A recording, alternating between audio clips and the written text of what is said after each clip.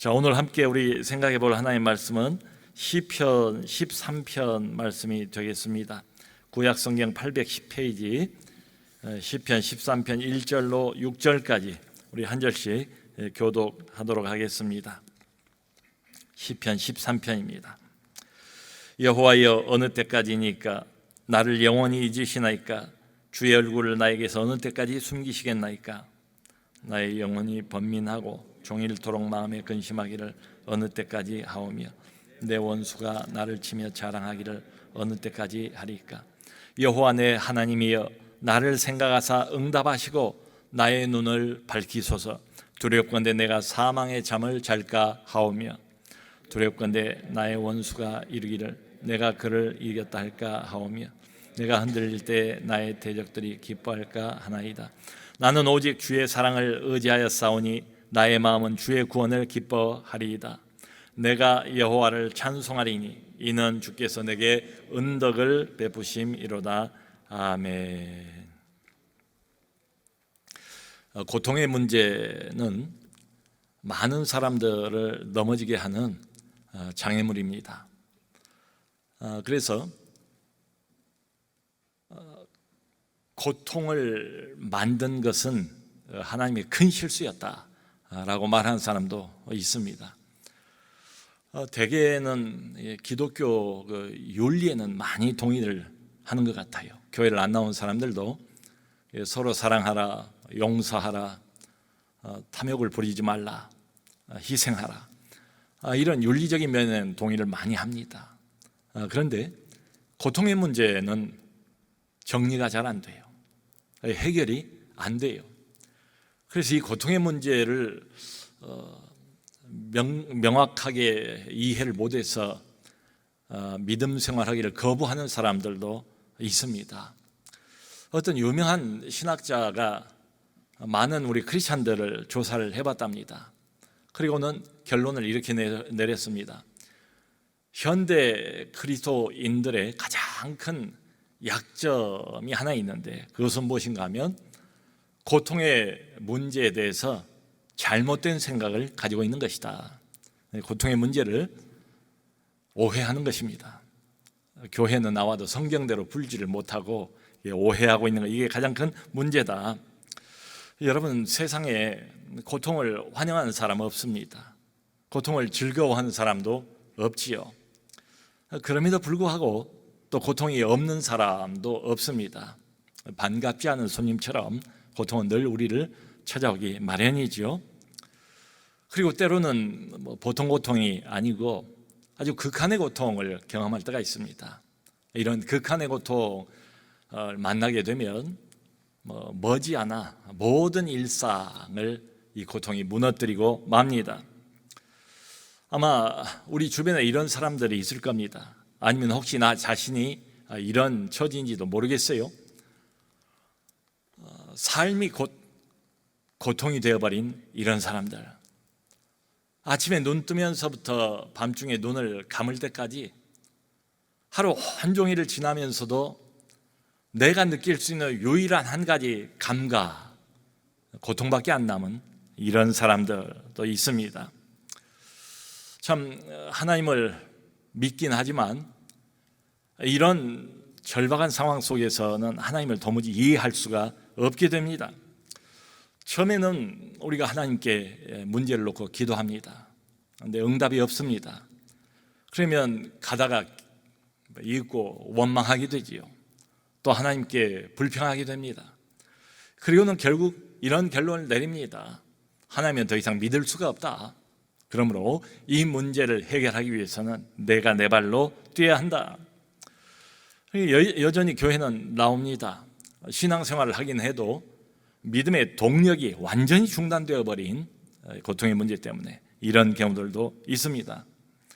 오늘 우리가 읽었던 시편 13편은 흔히 말하는 단식시입니다. 단식시라는 것은 저자가 극한 고통 속에서 탄식을 하면서 기록한 그런 시편이다, 이런 뜻입니다. 그런데 오늘 시편의 저자를 보면 바로 그 유명한 다윗입니다. 여러분, 다윗은 전임 왕인 사울 왕에게 상당히 오랫동안 쫓겨다니는 도망자 신세를 면치 못했습니다. 적게 잡아도 약 10년입니다. 그러니까 상당히 오랜 생활, 이렇게 도피 생활을 하면서 지칠 대로 지쳐버린 이런 상태입니다. 여기 시편 13편 1절 2절을 보면 다윗이 하나님 앞에 대뜸 이렇게 부르짖습니다. 여호와여, 도대체 어느 때까지니까, 어느 때까지니까, 어느 때까지니까, 어느 때까지입니까? 1, 2절 이 두 구절에서 무려 4번이나 반복해서 하나님의 사람 다윗이 탄식하며 하나님께 부르짖습니다. 도대체 어느 때까지입니까? 너무 오랫동안 고통에 시달렸습니다. 그러다 보면 고통에 장사가 없는 것 같아요. 몸도 마음도 다 약해지기 마련이죠. 그러니까 나중에는 빨리 이 고통에서 벗어나고 싶은 생각이 들지요. 왜 안 그러겠습니까? 그러니까 마음이 조급한 거예요. 간절히 절박한 심정으로 하나님에게 빨리 응답해달라고 기도하는 장면입니다. 여러분, 이런 극한 고통을 직접 당해보지 않은 사람은 그 고통이 어떤 정도인가를 잘 모릅니다. 그래서 쉽게 고통당하고 있는 사람에게 이런 말도 하고 저런 말도 하고 그렇습니다. 어떤 사람은 고통당하고 있는 사람에게 이렇게 말합니다. 고통이 그냥 오겠는가? 하나님이 이유가 있어서 고통을 주시는 것 아니겠는가? 이 고통을 통해서 꼭 받아야 하는 교훈이 있을 것이다. 하나님께서 당신의 어떤 잘못을 고치고 싶어 하신다. 그러므로 이번 기회에 하나님의 음성에 귀를 기울이라, 꼭 배워라. 마치 욥의 친구들이 고통당하고 있는 욥에게 찾아와서 충고라고 하긴 하는데 깊은 공감이 없습니다. 친구에 대한 동정심도 없어 보여요. 이런 충고를 던지는 거지요. 또 어떤 사람은 고통당하고 있는 사람의 그 짐을 덜어주고 싶어 합니다. 고통을 너무 무겁게 느끼지 말고 가볍게 받아들이라고. 그리고 선한 의지를 북돋아 주려고 애를 씁니다. 참 고맙지요. 그 사람이 옆에 있을 때는 조금 덜어지는 것 같다가 다시 그 사람이 가버리면 혼자 덩그러니 남습니다. 그러면 여전히 고통은 그 자리에 머물러 있다는 것을 발견하게 되지요. 또 어떤 사람은 이렇게 단언을 합니다. 고통이라는 것은 하나님의 뜻이 아니다. 어떤 질병도 하나님이 원하시는 게 아니다. 그러므로 모든 질병은 마귀가 우리에게 주는 것이다. 마귀의 역사다. 반드시 고칠 수 있다. 그리고 고쳐야 된다. 성경에 보면 믿음은 산도 움직인다고 하지 않았는가? 그러므로 반드시 나을 수 있다는 믿음을 가지고 믿음으로 전진하자. 이렇게 권면을 합니다. 그런데 여러분, 아무리 믿음을 끌어모으려고 애를 써봅니다. 애를 써도 그런 믿음이 생기질 않는 걸 어떻게 해요? 또 어떤 사람은 고통을 감사하라 이렇게 말합니다. 범사에 감사하라고 말했고 고통마저도 우리가 감사해야 되지 않겠는가? 말은 이해가 가는데 도저히 그럴 마음이 생기질 않습니다. 그래서 결국 이렇게 기도를 하지요. 하나님이여, 하나님이여, 나는 믿음이 작은 사람입니다. 나보다 훨씬 믿음이 좋은 사람들이 많은데 왜 하필이면 나를 선택하셨습니까? 여러분, 다윗은 소년 시절, 그러니까 목동이었을 때에 하나님에게 선택을 받지 않습니까? 그리고 사무엘 선지자를 통해서 기름 부음을 받습니다. 두 번째 왕으로 이미 내정이 된 사람이에요. 성경을 보면 기름 부음을 받고 난 그 이후로 다윗이 하나님의 영에 크게 감동이 되었답니다. 그러니까 다윗은 기름 부음 이후로 성령으로 충만한 사람이 되었습니다. 그런데 여러분, 성령 충만하다고 해서 항상 충만합니까? 성령 충만하다고 해서 이 땅에서의 어떤 고통으로부터 면제를 받을 수가 있습니까? 그런 건 아니에요. 그러니까 계속 어려움을 오랫동안 다윗이 겪어 오다가 여기까지 온 겁니다. 지금 다윗의 상태가 어느 정도인가 하면 여기 3절을 보면 사망의 잠이라는 표현을 해요. 이 사망의 잠을 간절히 바라고 있는 것처럼 보여요. 3절, 여호와여 내가 두렵건대 사망의 잠을 잘까 하오며, 사망의 잠을 잘까 하오며. 너무 힘들고 고통스러운 거예요. 그러니까 이 믿음의 끈을 놓아버리고 싶은 생각이 드는 겁니다. 지금까지 잘 견뎌왔습니다. 이 영적인 투쟁을 나름대로 인내하면서 열심히 싸워왔습니다. 근데 세월이 너무 길어요. 너무 힘들어요. 그래서 원치는 않습니다만은 현실이 너무 버겁고 힘이 드니까 이 괴로운 싸움을 그만 여기서 접어버렸으면, 이런 유혹이 드는 겁니다. 그리고는 싸움 대신에 편히 쉬고 싶은 마음이 드는 겁니다. 여러분, 극한 고통이 상당히 오랫동안 계속될 때 사망의 잠이라는 것이 매우 달콤한 유혹이 될 수도 있지 않습니까? 마치 그것이야말로 이 땅에서 지금 내가 당하고 있는 온갖 고통과 어려움과 싸움을 그쳐버리는 이 복된 피난처가 될 것 같은 느낌이 드는 거지요. 그런데 지금 이 하나님의 사람 다윗에게는 이런 현실적인 고통만 있는 게 아니에요.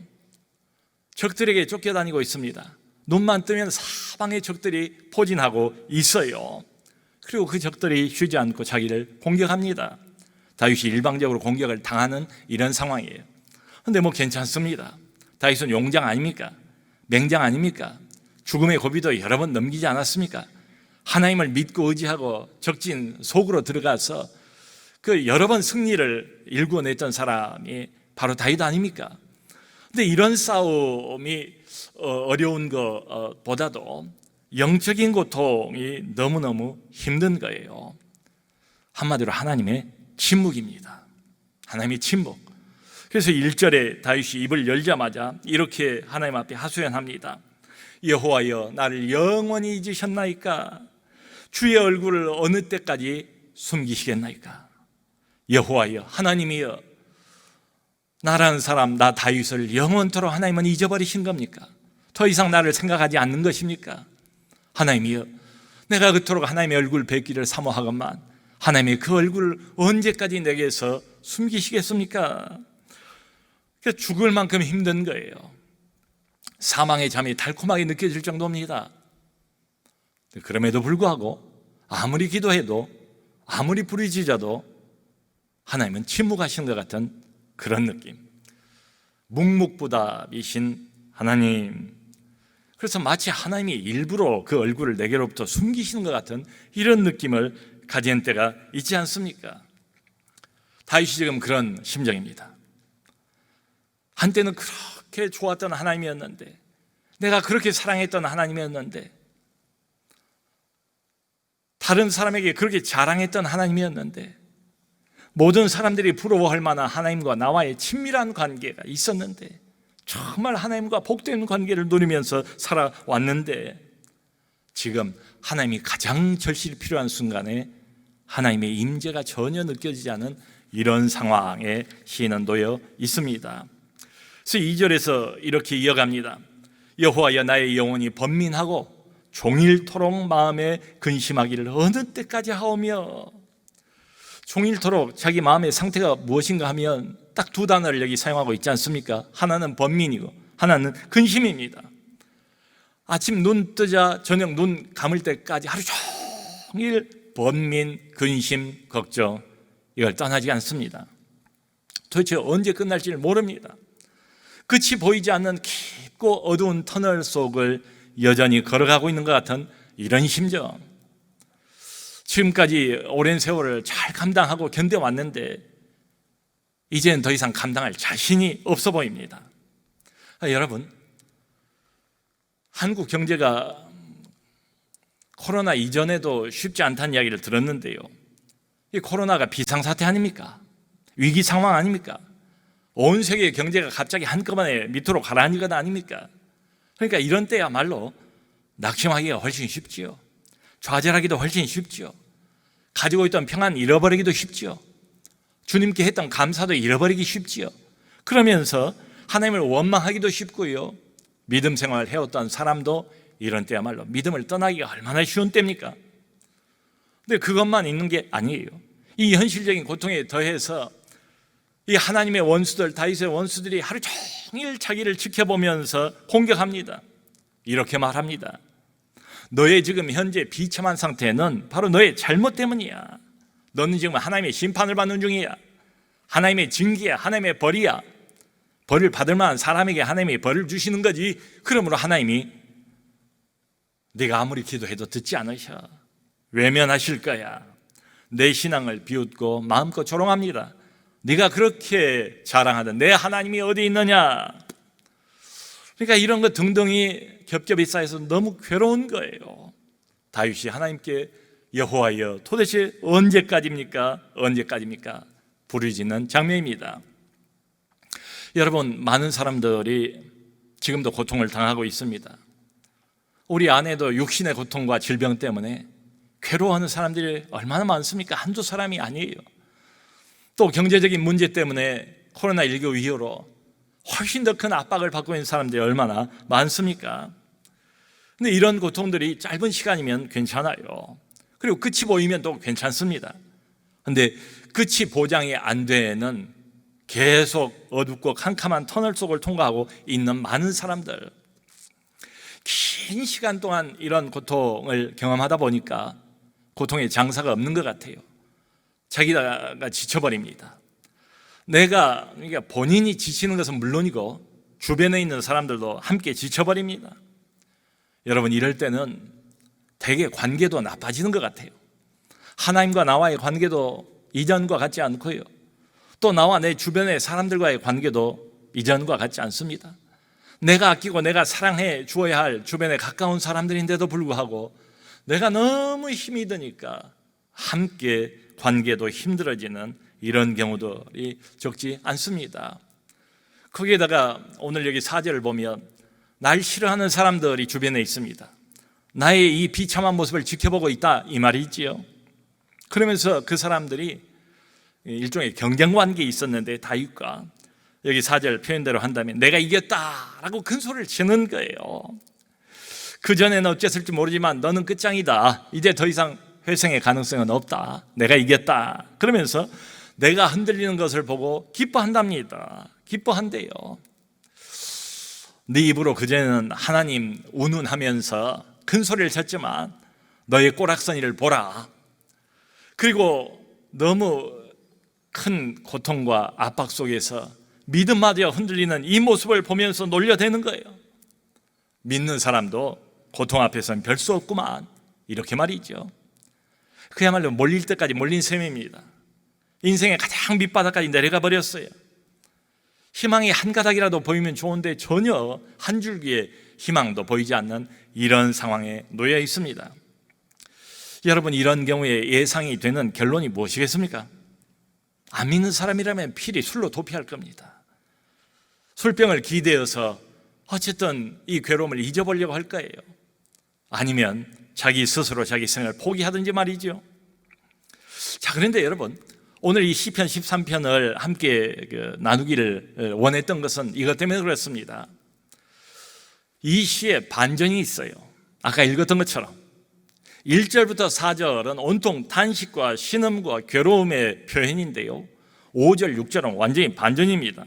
자, 1절에 이 다윗이 여호와여 도대체 어느 때까지입니까? 어느 때까지입니까? 탄식으로 시작을 하지 않습니까? 그런데 5절은 내가 주의 구원을 기뻐하리이다. 6절은 내가 여호와를 찬송하리니, 기쁨으로 끝납니다. 찬송으로 끝납니다. 아니, 도대체 이 짧은 시편 안에 무슨 일이 있었단 말인가? 이렇게 신음과 탄식과 절망으로부터 시작하던 시인이 어떻게 해서 기쁨과 찬송으로 끝을 맺고 있는가? 이게 비밀입니다.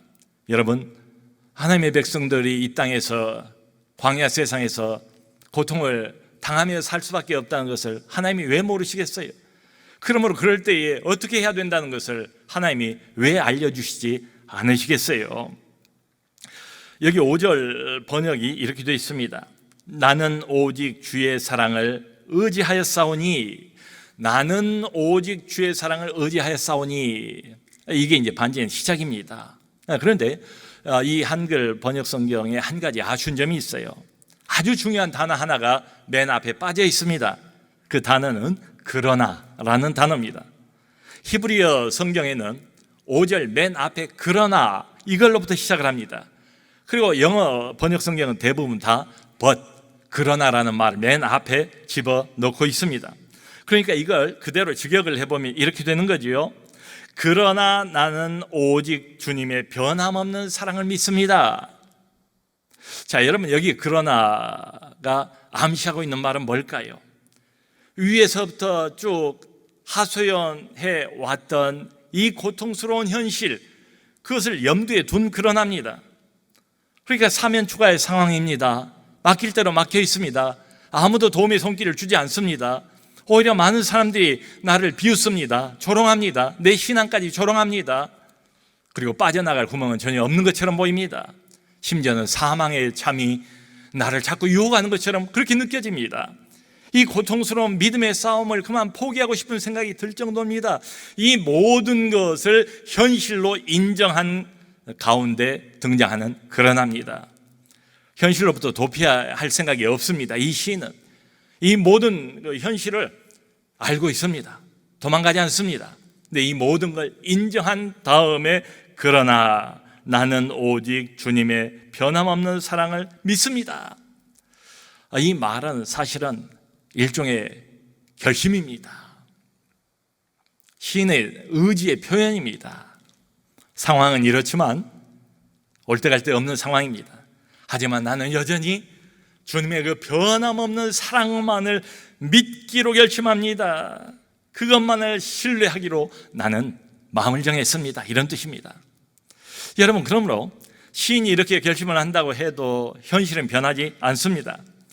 여전히 어두컴컴한 현실입니다. 아무도 돕는 사람이 없습니다. 여전히 절체절명의 위기 상황에 이 사람은 놓여 있습니다. 그러나 그럼에도 불구하고 하나님의 그 변함없는 다함없는 사랑만을 믿고 의지하고 신뢰하기로 마음을 굳게 정했다는 것입니다. 자, 왜 이런 말을 할 수 있는가 하면 여기 다윗이 말하는 하나님의 사랑만을 믿기로 작정했습니다 할 때 이 사랑은 보통 사랑이 아닙니다. 여러분, 하나님은 어떤 분이십니까? 우리가 알고 있기에 하나님의 본성은 사랑 아닙니까? 하나님은 자신이 만든 모든 피조물 다 사랑하십니다. 자연 세계를 하나님이 창조하셨으니까 산도 숲도 꽃도 나무도 그리고 만드신 동물들도 하나님이 다 사랑하십니다. 심지어는 하나님을 믿지 않는 불신자들도 사람들도 하나님이 다 사랑하세요. 그러므로 그 사람들에게도 값으로 살 수 없는 좋은 공기와 맑은 물을 허락하지 않습니까? 믿는 사람 믿지 않는 사람 모두에게 다 늦은 비와 이른 비를 하나님이 주시지 않습니까? 추수와 곡식의 결실을 거두게 하지 않습니까? 하나님이 사랑하시기 때문에 그런 거지요. 자, 그런데 다윗이 여기서 나는 오직 이런 상황, 절체절명의 상황에서 하나님의 사랑만을 믿기로 결심했습니다 라고 말할 때 이 사랑은 그런 보통 사랑이 아닙니다. 좀 특별한 사랑입니다. 이 히브리어로는 이게 헤세드라는 단어인데요, 헤세드는 이 특별한 사랑을 구약에서 표시하는 대표적인 단어입니다. 그러니까 이 헤세드의 이 사랑은 아무에게나 그저 베풀어 주시는 창조주의 사랑이 아니고 하나님이 특별히 택한 어떤 사람들에게만 베푸시는 특별한 사랑을 말합니다. 너는 내 것이라, 그렇게 말할 수 있는 언약 백성에게 주신 사랑입니다. 이미 그 영혼을 구원하여서 어둠에서 빛으로 하나님이 옮긴 사람에 관한 사랑입니다. 하나님을 아버지라고 부르고 하나님의 백성이 이미 된 하나님의 특별한 관심과 사랑을 얻고 있는 그 사람에 관한 사랑을 말하고 있습니다. 여러분, 그러므로 이 특별한 헤세드의 이 사랑은 특징이 있습니다. 이 사랑은 무조건적인 사랑이에요. 마치 부모가 자녀에게 베푼 사랑처럼. 자녀가 못났다고 해서 부모의 사랑이 거두어집니까? 사랑을 받는 사람의 어떤 조건이나 상태 때문에 사랑이 왔다 갔다 하지 않는 사랑이 바로 헤세드의 사랑이에요. 오히려 못난 자식이 더 마음이 가잖아요. 오히려 생활을 잘 못하고 앞가림을 제대로 하지 못하는 그 자식이 더 마음에 애절하게 와닿지 않습니까? 그러니까 지금 내가 아무리 초라한 상태에 있다 할지라도 이 사랑은 변하지 않습니다. 다른 사람은 나를 손가락질하면서 저 사람은 이제 끝났어, 저 인생은 이제 끝장이야, 내가 나를 생각해봐도 더 이상 소망이 없습니다, 정말 끝난 것 같습니다, 기댈 데가 이 세상에서는 아무것도 없습니다, 그야말로 초라해질 대로 초라해진 이런 상태에 놓여 있습니다. 지금 다윗처럼 죽음 바로 일보 직전처럼 보여요. 그런데 이 사랑, 헤세드의 사랑은 사랑을 받는 사람의 어떤 조건, 어떤 상태, 여기에 전혀 좌우되지 않는 그런 사랑을 말합니다. 여러분, 심지어 저는 이렇게 말씀드리고 싶어요. 이 사람이 하나님에 대한 믿음을 상실해버렸어요. 우리가 이해가 가지 않습니까? 다윗의 이 심정이 이해가 가지 않습니까? 이 사람이 보통 사람입니까? 하나님의 사람 아닙니까? 기름 부음 받은 사람 아닙니까? 성령으로 충만한 사람 아닙니까? 얼마나 많은 영적인 승리를 일구어냈던 사람입니까? 그럼에도 불구하고 이 큰 파도같이 덮쳐오는 고통에 너무 오랜 시간 동안 놓여 있으므로 더 이상 견딜 수 없어서 무너져버린 이런 사람, 이미 하나님을 향한 믿음이 식어져버린 이런 사람, 하나님을 향한 믿음의 의심을 가지고 있는 이런 사람, 그러니까 우리가 가지고 있는 조건이 믿음도 별로 없어 보이는 이런 상태라 할지라도 그것 때문에 좌우되지 않는 사랑이 바로 헤세드입니다. 그리고 이 사랑은 특징이 지속적이에요. 환경이 좋을 때든 환경이 나쁠 때든 환경에 따라서 왔다 갔다 하지 않는 이런 사랑입니다. 사람은 다르지요. 근데 하나님의 사랑은 환경이 좋을 때도 우리를 이 헤세드의 사랑으로 붙들어 주시고, 환경 좋다고 하나님께 더 가까이 갑니까? 보면 대개 환경이 너무 좋고 잘 나가면 하나님 떠나기 십상이에요. 세상 재미에 빠져버려요. 그럴 때도 하나님이 이 헤세드의 사랑으로 믿음을 놓치지 않도록 붙들어 주십니다. 그 사랑이에요. 환경이 나쁠 때는 어떻습니까? 어렵고 힘든 고통 속에 다윗처럼 놓여 있을 때는 어떻습니까? 그때야말로 이 헤세드의 사랑으로 하나님께서 이 사람이 무너지지 않도록 꽉꽉 붙들어 주시지요. 이런 점에서 이 헤세드의 사랑은 환경과 상관없이 지속되는, 계속되는 그런 사랑입니다. 자, 여러분, 또 하나 반전의 이유가 있습니다. 지금 시인이 이런 큰 고통이 파도처럼 나를 덮쳐 누르고 있다 할지라도 주여, 내가 여기서 믿음을 포기하지 않겠습니다. 나는 여전히 하나님의 헤세드의 사랑만을 믿기로 결심하겠습니다 라고 선언할 수 있는 이유가 나와요. 6절에. 이게 굉장히 중요합니다. 뭐라고 말하는가 하면, 이는, 이유 아니겠습니까? 이는 주께서 나에게 은덕을 베푸셨기 때문입니다. 그러니까 이 다윗이란 사람이 이런 절체절명의 위기 가운데서 믿음의 끈을 놓아버리지 않고 오히려 헤세드의 사랑을 기억하면서 다시 일어설 수 있는 이유가 여기 나와 있습니다. 이렇게 말하는 것입니다. 왜냐하면 내가 이 사랑을 믿기로 결심하고 선포까지 하는 이유가 있대요. 왜냐하면 하나님께서 지금까지 나에게 은덕을, 은총을, 은혜를 많이 베풀어 주셨기 때문입니다. 여러분, 지금 하나님은 침묵하는 것처럼 보입니다. 그런데 이 시인이 과거에 하나님께서 자기에게 베풀어 주셨던 은총, 은덕, 이걸 기억하는 겁니다. 이론이 아니잖아요. 과거에 실제로 하나님께서 내게 베풀어 주셨던 이 은혜는 역사 아닙니까? 현실 아닙니까? 실제로 있었던 팩트 아닙니까? 그걸 기억해내는 거예요. 사랑하는 성도 여러분, 지금 우리 눈 앞에는 어둠밖에 보이지 않습니다. 언제 이 터널이 끝날지 아무도 보장할 수 없습니다. 아무도 나를 도와주는 사람은 없고 이미 그 도움의 손길도 끊어진 것처럼 보입니다. 거기에다가 아무리 기도해도 하나님이 침묵하고 계시는 것 같은 이런 상황에 놓여 있습니다. 어떻게 해야 될까요? 이 시인처럼 하면 됩니다. 그래서 이 성경에 기록이 되어 있는 거예요. 내 자신에게 물어봐야 됩니다. 이런 질문을 던져야 합니다. 지금은 그렇다. 그러나 과거에 하나님께서 나를 어떻게 인도하셨는가? 과거에도 어려움이 있었습니다. 과거에도 위기의 순간이 여러 번 있었습니다. 그 과거에 하나님께서 내 인생을 어떻게 인도하셨던가? 하나님께서 그 절체절명의 위기의 순간에 내 가정을 어떻게 인도하셨던가? 날 버리셨습니까? 날 완전히 끝까지 외면하셨습니까? 날 죽이셨습니까?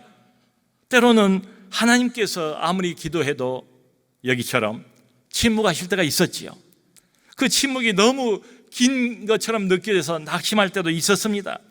여러분, 그런데 결국은 하나님께서 응답하지 않으셨습니까? 결국은 하나님께서 건져주시지 않았습니까? 내가 예상하지 못했던 방법으로, 내가 기대했던 것보다 훨씬 더 나은 방법으로 하나님이 나를 건져주셨습니다. 그것을 기억하는 것입니다. 그러므로 이 다윗의 이 고백, 내가 이렇게 할 수 있는 이유는 주님께서 과거에 여러 번 큰 은혜를 내게 실제로 베풀어 주셨기 때문입니다. 그러므로 여러분, 이 다윗의 고백은 순전히 체험에서 우러나오는 고백 아니겠습니까? 책상머리에서 연구해가지고 이런 결론이 나온 게 아니잖아요. 이론적인 신앙은 고난을 이기지를 못합니다. 10년 이상 죽음의 고비를 여러 번 넘나들면서 다윗이 함께 동행해 온 하나님, 그 하나님에 대한 이런저런 은총의 추억을 가지고 있는 그걸 지금 기억하는 겁니다. 바로 이 순간에.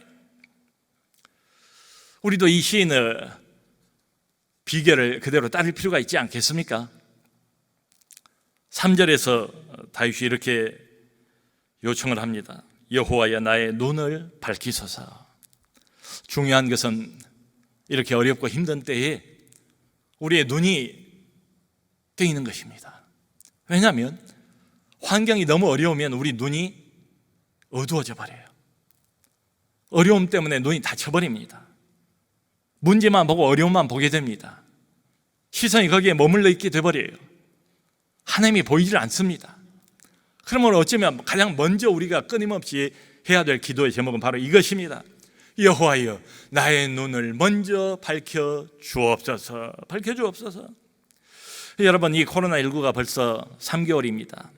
근데 길게 보면 불과 3개월밖에 지나지 않았어요. 근데 이미 얼마나 많은 사람들이 지쳐 있습니까?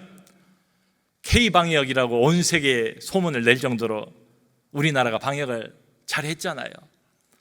그래서 이제 이 확진자가 거의 없어지는가, 좋아지는가 싶었더니 갑자기 또 확진자가 급증을 했습니다. 이번 주에 말이죠. 수십 명, 70명, 50명 이렇게 말이죠. 그리고 자랑스럽게 우리 대한민국에서는 방역을 잘해서 이제 학생들도 등교할 수 있다. 고3부터 등교를 시작하지 않았습니까? 근데 등교하자마자 또 확진자가 나왔어요. 학생 중에서. 학교가 또 전면 폐쇄가 되고 말지 않았습니까? 그러니까 안심할 수가 없는 상황이에요. 이게 언제 완전히 끝나고 종식이 되리라 이런 보장도 없어요. 계속 조심해야 됩니다. 그동안은 계속 불안할 수밖에 없습니다. 그러니까 다윗처럼 여호와여, 도대체 언제까지입니까? 많은 사람들이 이미 힘들고 이미 지친 것처럼 보여요. 여러분, 이런 때 낙심하기 쉽습니다. 그러므로 이런 때야말로 여기 시인처럼 적극적으로 하나님의 사랑을 기억할 필요가 있습니다. 여호와여, 상황은 이렇지만 내가 이런 위기 상황 한복판에서도 여전히 나는 하나님의 그 헷세대의 사랑만을 믿기로 결심합니다. 저희 교회도 이제 현장 예배를 조심스럽게 이제 시작을 하지 않았습니까? 근데 여러분들도 그렇지만 예배 끝나고 나면 아무것도 없어요. 봉사활동도 없어요. 밥도 못 먹어요. 교제도 못 해요. 카페 가서 차를 함께 나누지도 못해요. 그냥 와가지고 예배만 드리는 겁니다. 그런데 희한한 것은, 제가 발견한 희한한 점은 이겁니다. 근데 성도들의 반응은 다르더라고요. 그전에는 여기 와서 앉아있는 동안에도 마음을 예배 끝나고 난 뒤에 봉사에 뺏기고 교제에 뺏기고 이랬던 것 같아요. 그런데 이런 말씀들을 하세요.